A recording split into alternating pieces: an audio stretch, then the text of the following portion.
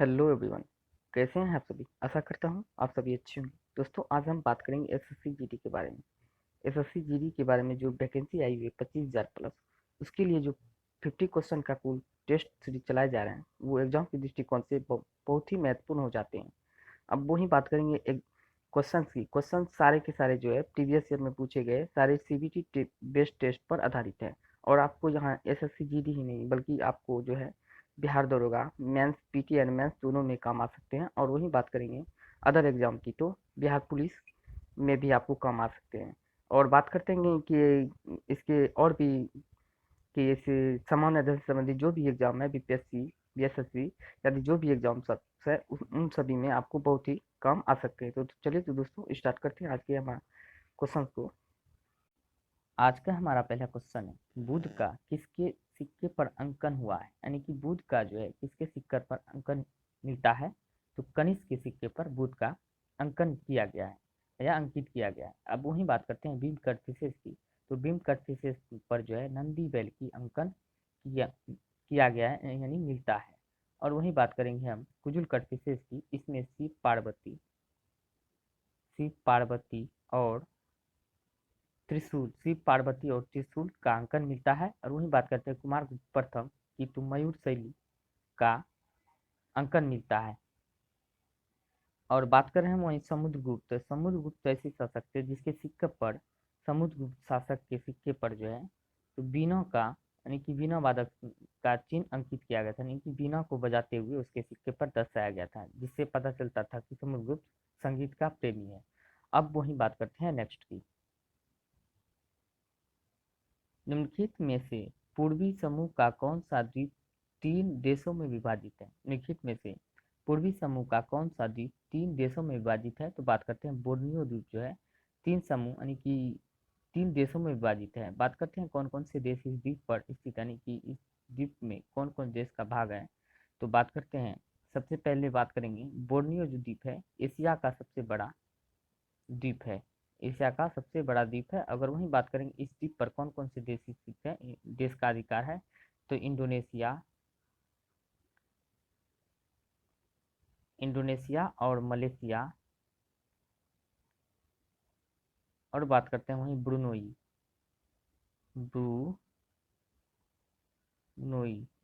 ये 3 देशों का अधिकार बोर्नियो द्वीप पर है। अब बात करते हैं नेक्स्ट क्वेश्चन की।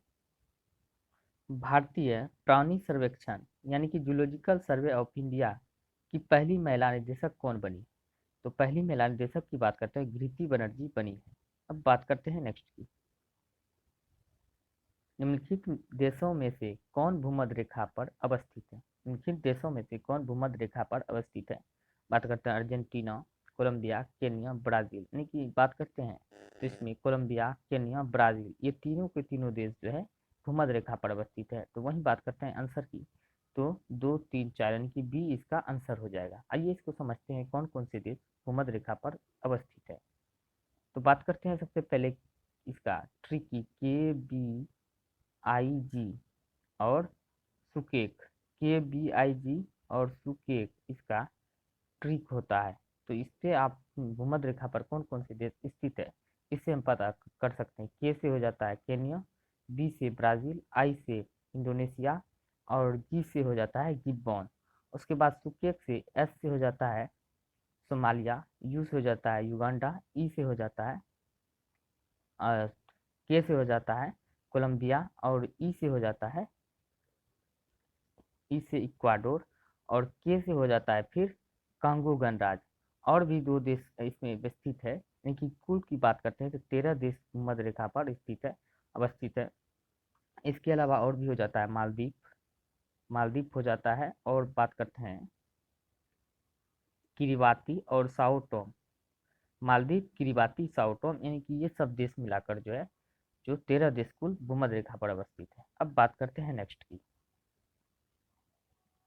महात्मा गांधी ने किस तटीय शहर में नमक कानून को तोड़ा था? किस तटीय शहर में नमक कानून को तोड़ा था? तो दांडी तटीय शहर में नमक कानून को तोड़ा था, नहीं दांडी में तोड़ा था। अब बात करते हैं नेक्स्ट की। अगर हम बात करें और भी महात्मा गांधी जी के बारे में, तो नमक कानून जो था इसका जो है गांधी जी ने 78 स्वयंसेवकों के साथ साबरमती आश्रम से 78 स्वयंसेवकों के साथ गांधी जी ने साबरमती आश्रम से जो है साबरमती आश्रम से दूर, यानी कि दूर कितना दूर, साबरमती आश्रम से 358 किलोमीटर दूर जो है स्थित, 358 किलोमीटर दूर ये दांडी में जाकर यह नमक कानून को तोड़ा था। और यह जो कि कितने दिन चला था, तो यह कुल 24 दिन चला था। कब से कब तक, 12 मार्च से। ये बहुत बार एग्जाम में पूछे गए हैं कितना दिन चला है, तो 12 मार्च 1930 से 6 अप्रैल 1930 तक चला था। 6 अप्रैल 1930 तक, याद रखिएगा, ये बहुत बार एग्जाम में पूछे गए, बहुत मोस्ट इंपॉर्टेंट हो जाते हैं। ज़्यादातर तो पूछते हैं कितने दिन तक चला, तो 24 दिन तक चला। अब बात करते हैं नेक्स्ट की। श्रीलंका की सबसे ऊंची चोटी निम्नलिखित में से कौन सी है? श्रीलंका की सबसे ऊंची चोटी निम्नलिखित में से कौन सी है? तो पीदुरु थालागाला, पीदुरु थालागाला जो है इस श्रीलंका की सबसे ऊंची चोटी है। अब बात करते हैं नेक्स्ट की। The India the future is now किसके द्वारा लिखी गई है? India the future is now किसके द्वारा लिखी गई है पुस्तक है? तो यह जो शशि थरूर के द्वारा यह लिखी गई है। अब बात करते हैं नेक्स्ट की। केंद्रीय प्रदूषण नियंत्रण बोर्ड किस मंत्रालय के अंतर्गत आते हैं? तो केंद्रीय प्रदूषण नियंत्रण बोर्ड की हम बात करें तो पर्यावरण और वन मंत्रालय के अंतर्गत आते हैं। अब बात करते हैं नेक्स्ट की। निम्नलिखित में से किस राजनेता को अपने जीवन काल में भारत रत्न प्राप्त हुआ था? यानी कि बात करते हैं उसको जो है जीवन काल, यानी कि जिंदा रहते हुए उसको भारत रत्न प्राप्त हुआ है। तो किसे प्राप्त हुआ है?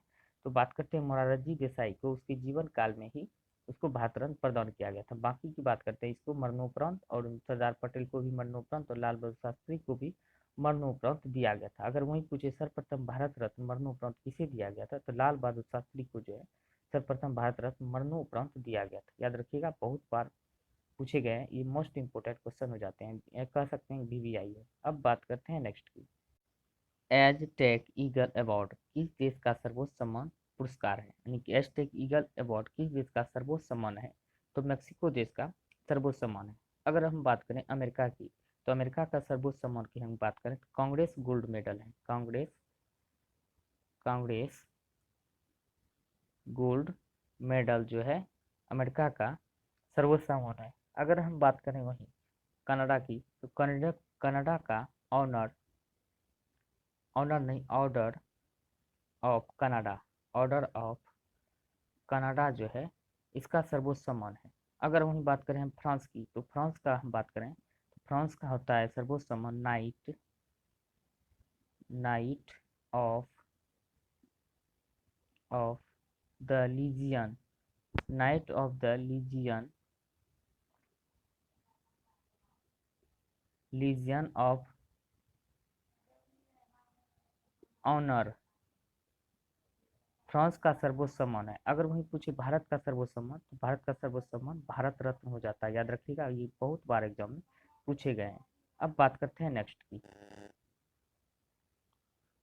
कोणार्क सम्मान पुरस्कार कौन प्रदान करता है? कोणार्क सम्मान पुरस्कार की अगर हम बात करें तो यह उड़ीसा सरकार के द्वारा प्रदान किया जाता है। अब बात करते हैं नेक्स्ट की। विश्व के पहले त्रिआयामी यानी कि 3D मुद्रित हृदय की रचना किसने की, यानी किस देश के द्वारा किया गया? तो बात करते हैं इजराइल देश के द्वारा 3D त्रिआयामी मुद्रित हृदय की संरचना की रचना किया गया है। अब बात करते हैं वही नेक्स्ट की। शुष्काप छिपकाक शुष्का छिपाक रोग किस विटामिन की कमी के कारण होता है?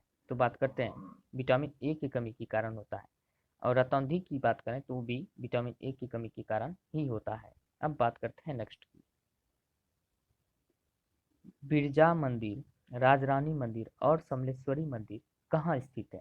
तो बात करते हैं यह उड़ीसा राज्य में स्थित है। अगर बात करें नेक्स्ट की, एशिया का सबसे बड़ा थोक मसाला बाजार कहाँ स्थित है? एशिया का सबसे बड़ा थोक मसाला बाजार दिल्ली में स्थित है। अब बात करते हैं नेक्स्ट की। उदारवादी लोकतंत्र का उद्देश्य क्या है? उदारवादी लोकतंत्र का उद्देश्य क्या है? व्यक्तिगत अधिकारों की रक्षा करना, व्यक्तिगत अधिकारों की रक्षा करना इसका उद्देश्य है। अब बात करते हैं नेक्स्ट की। कक्षा के अंदर सफल संप्रेषण किस पर निर्भर करता है? कक्षा के अंदर सफल संप्रेषण किस पर निर्भर करता है? थीम का वर्णन करना, प्रभावी शब्दों एवं वाक्यांशों का उपयोग करना, प्रस्तुत की गई व्याख्याओं में स्पष्टता, यानी कि बात करते हैं सभी के सभी इसका आंसर हो जाएंगे। अब बात करते हैं नेक्स्ट की। जिसके पास कुछ ना हो उसे क्या कहते हैं? जिसके पास कुछ ना हो तो उसे अकिंचन कहते हैं। अब बात करते हैं नेक्स्ट की।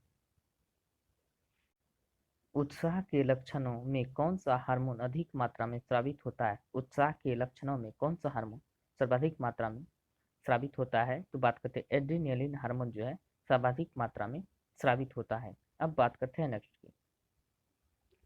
सर्किट कोड प्रणाली का अंत किसने किया था? सर्किट कोड प्रणाली का अंत की बात करें तो लॉर्ड विलियम बेंटिंक ने किया था।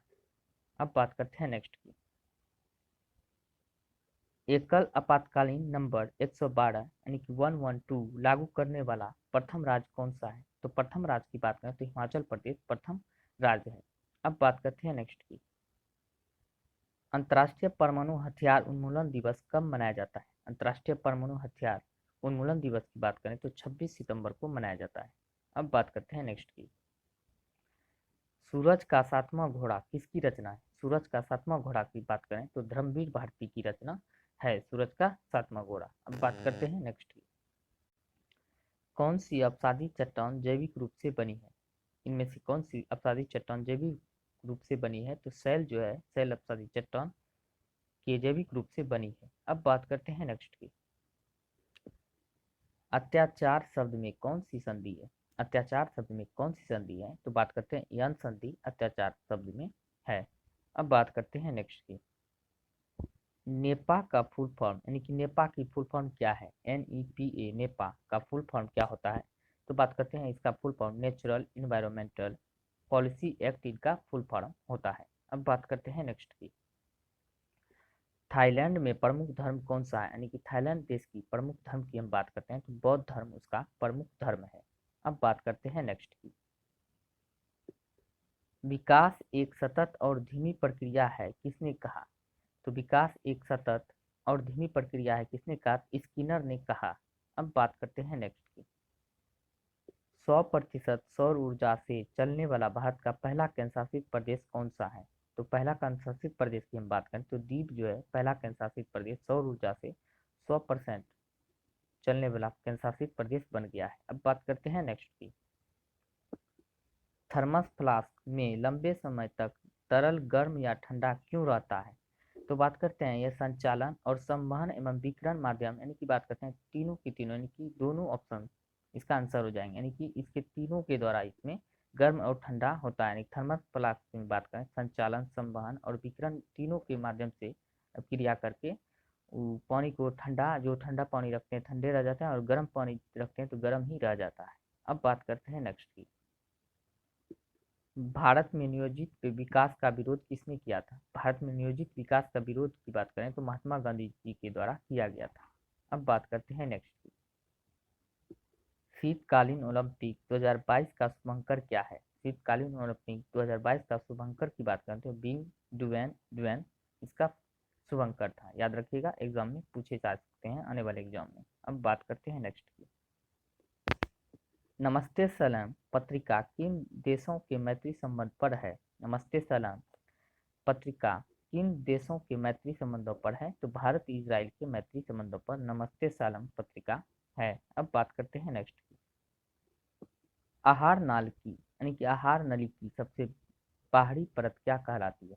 आहार नली की सबसे बाहरी परत की हम बात करें तो सिरोसा कहलाती है। और वहीं बात करते हैं भीतरी की तो भीतरी परत की बात करें तो म्यूकोसा भीतरी परत की कहलाती है। याद रखिएगा भीतरी म्यूकोसा और बाहरी सिरोसा कहलाता है। अब बात करते हैं नेक्स्ट की। शरीर में यानी कि शरीर की कौन सी धमनी ऑक्सीजन रहित रक्त ले जाती है? ऑक्सीजन रहित रक्त ले जाती है कौन सी धमनी? तो बात करते हैं फुफ्फुस धमनी शरीर में ऑक्सीजन रहित रक्त ले जाती है। अब बात करते हैं नेक्स्ट की। भारत में विधि निर्माण सर्वोच्च निकाय कौन है? भारत में विधि निर्माण यानी कि कानून बनाने की सर्वोच्च निकाय जो है भारत में संसद है। अब बात करते हैं नेक्स्ट की। संसद में प्रथम लोकपाल बिल कब पेश किया गया था? संसद में प्रथम लोकपाल बिल वर्ष 1971 में पेश किया गया था। अगर वहीं पूछे भारत का पहला लोकपाल कौन बने हैं, भारत का सब पहला लोकपाल? तो याद रखिएगा पिनाकी चंद्र घोष। ये एग्जाम में कई बार पूछे गए हैं और आने वाले एग्जाम में भी पूछे जा सकते हैं। पिनाकी चंद्र घोष जो है भारत का प्रथम लोकपाल नियुक्त किए गए हैं। अब बात करते हैं नेक्स्ट की, मध्याह्न भोजन योजना कब शुरू हुआ? मध्याह्न भोजन योजना कब शुरू हुई? तो 15 अगस्त 1995 में शुरू किया गया था, तब से स्टार्ट है। अब बात करते हैं नेक्स्ट की, जननी सुरक्षा योजना कब शुरू हुई थी? जननी सुरक्षा योजना की शुरुआत की बात करें तो 11 अप्रैल 2005 से शुरुआत हुई थी। अब बात करते हैं नेक्स्ट की, उदयपुर वन्यजीव अभ्यारण्य कहाँ स्थित है? उदयपुर वन्यजीव अभ्यारण्य की बात करें तो बिहार में स्थित है। आज के जितने भी क्वेश्चन है सारे के सारे अपने आप में बहुत ही इंपॉर्टेंट यानी कि वीवीआई क्वेश्चन है। अब बात करते हैं नेक्स्ट की, जैन धर्म के तीसरे तीर्थकर कौन थे? जैन धर्म के तीसरे तीर्थकर की बात करें तो संभवनाथ तीसरे तीर्थकर थे। अब वही बात करते हैं संभवनाथ। संभवनाथ का अगर चिन्ह पूछे तो क्या था? संभवनाथ का चिन्ह की बात करें तो इसका चिन्ह घोड़ा था। अगर वही बात करते हैं अजितनाथ, अजितनाथ जो है दूसरे तीर्थकर थे, दूसरे तीर्थकर थे अजितनाथ। और वही बात करते हैं अजितनाथ की तो इसका चिन्ह की बात करें तो इसका चिन्ह हाथी इनका चिन्ह था। और वही बात करें तो सुमितनाथ की, सुमितनाथ जो है यह जो है पांचवें तीर्थकर थे और इसका जो चिन्ह था इसका चिन्ह चकवा था। चकवा इनका चिन्ह था, याद रखिएगा। ये कई बार एग्जाम में पूछे जाते हैं कि इनका चिन्ह क्या था। अगर वहीं आपको पूछे एक क्वेश्चन आपसे कि कमेंट बॉक्स में कमेंट करके जरूर बताना है कि जैन धर्म के संस्थापक कौन थे? जैन धर्म के संस्थापक कौन थे? कमेंट बॉक्स में कमेंट जरूर करें।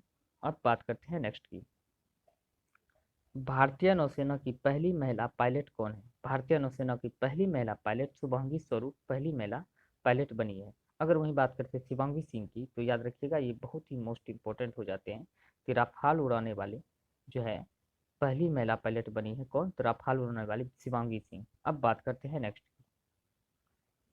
आबूत का विलोम शब्द क्या है? आबूत का विलोम शब्द की बात करते हैं अनावृत जो है आबूत का विलोम शब्द हो जाते हैं। अब बात करते हैं नेक्स्ट की, भारत के निर्यात की सबसे बड़ी मद कौन सी है? भारत के निर्यात की सबसे बड़ी मद की हम बात करें, इंजीनियरिंग सामान एवं रत्न आभूषण जो है भारत के निर्यात की सबसे बड़ी मद है। अब बात करते हैं वही नेक्स्ट क्वेश्चन की, भारत अधिकतम विदेशी मुद्रा किसके निर्यात से कमाता है? भारत अधिकतम विदेशी मुद्रा किसके निर्यात से कमाता है? तो बात करते हैं कपड़ा निर्यात से सबसे अधिक विदेशी मुद्रा कमाते हैं। अब बात करते हैं नेक्स्ट की, प्रधानमंत्री सबके लिए आवास योजना कब शुरू हुई? प्रधानमंत्री सबके लिए आवास योजना कब शुरू हुई? तो 2015 में शुरू हुआ था। अब बात करते हैं नेक्स्ट की,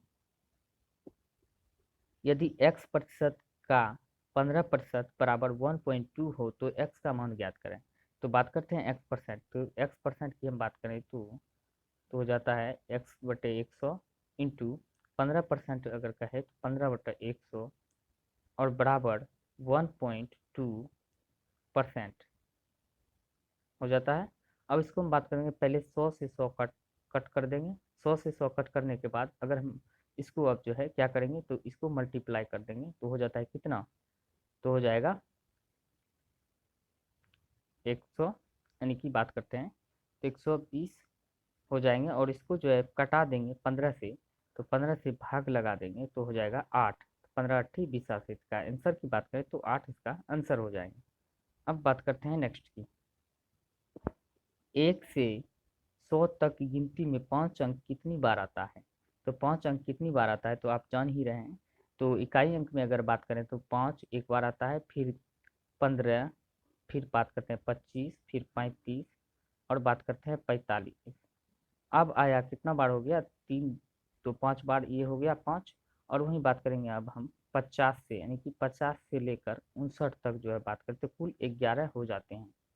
50 से 59 तक में 11 हो गया, तो 5 5 प्लस 11 हो गया, कितना हो गया? 16। अब वहीं आगे चलेंगे और किस कहाँ से कहाँ तक? तो 65, एक हो गया 65, फिर हो गया 75, फिर हो गया 85 और 95। 4 इसका और हो गया, 16 में 4 और ऐड कर देंगे तो 20 हो जाएगा। अगर आंसर की वहीं बात करें हम तो 1 से 100 तक की गिनती में 5 अंक कितनी बार आता है? तो 20 बार आता है। अब बात करते हैं नेक्स्ट की, निम्नलिखित में से समानता का मालूम करें। निम्नलिखित में से समानता का मालूम करें यानी कौन समान है। तो हम बात करते हैं गिद्ध, पतंग, चमगादड़, उल्लू। तो इसमें इन सब में समानता क्या है, तो ये सभी, वह सभी रात्रि में उड़ने वाले पक्षी है, ये बिल्कुल गलत है। ये सभी स्तनधारी है, ये भी गलत है। और यह सभी उड़ सकते हैं, यानी कि ये सही है, क्योंकि ये सभी उड़ सकते हैं। तो इसका आंसर हो जाएगा सी। अब बात करते हैं कि दोस्तों, अगर वीडियो पसंद आए तो वीडियो को लाइक करें, शेयर करें, चैनल को सब्सक्राइब जरूर करें। आज के लिए इतना ही, धन्यवाद।